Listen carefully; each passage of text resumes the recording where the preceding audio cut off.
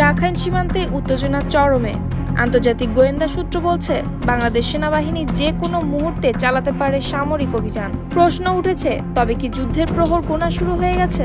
North east news নামের ভারতীয় এক গণমাধ্যমের দাবি, রাখাইন রাজ্যের সেনা অভিযান এখন কেবল সময়ের অপেক্ষা। সেনাবাহিনী ইতিমধ্যেই সীমান্ত এলাকায় মোতায়েন করেছে তুরস্কের তৈরি অত্যাধুনিক আর্টিলারি গান। সেনাবাহিনীর প্রস্তুতি কেবল সীমান্তে নয়, ভবিষ্যতের লড়াইয়ের জন্য চলছে সমরাস্ত্র আধুনিকায়ন। ড্রোন ও অ্যান্টি ড্রোন প্রযুক্তির মাধ্যমে ভবিষ্যতের যুদ্ধক্ষেত্রে আধিপত্যের লক্ষ্যে বাংলাদেশ নিচ্ছে সুপরিকল্পিত পদক্ষেপ। 10 এপ্রিল জারি করা এক অফিস আদেশে জানা যায়, একটি 5 সদস্যের প্রতিনিধি দল চীন সফর করেছে। সফরের নেতৃত্বে ছিলেন মেজর জেনারেল KM মোস্তাশেহনকুল বাকি।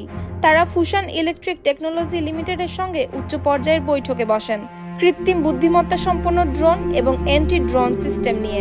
বাংলাদেশ ইতিমধ্যেই 6টি TB2 ড্রোন সক্রিয় করেছে এবং আরও 12টি ড্রোন যুক্ত করার পরিকল্পনা রয়েছে। তুরস্কের তৈরি এই UAV 300 কিলোমিটার রেঞ্জের 24 ঘন্টার বেশি সময় উঠতে পারে, যা নজরদারি ও টার্গেট আক্রমণে অসাধারণ কার্যক্ষমতা দেখাচ্ছে। ড্রোন কার্যক্রম নিয়ে উদ্বিগ্ন ভারত। নয়াদিল্লির পক্ষ থেকে জানানো হয়েছে, সীমান্তবর্তী 10 কিলোমিটারের মধ্যে কোনো অজানা ড্রোন দেখলে তা গুলি করে নামানো হবে। 7 এপ্রিল ত্রিপুরা সীমান্তে বাংলাদেশি ড্রোন অনুপ্রবেশের অভিযোগ তুলে ভারতের পক্ষ থেকে শুরু হয়েছে তদন্ত।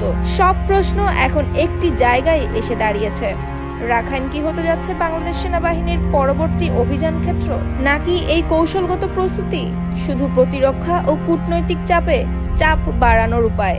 এই উত্তপ্ত পরিস্থিতিতে সবার চোখ এখন সীমান্তে। বাংলাদেশ সেনাবাহিনীর পরবর্তী পদক্ষেপ কি হবে? অপেক্ষা হয়তো খুব বেশি সময় লাগবে না।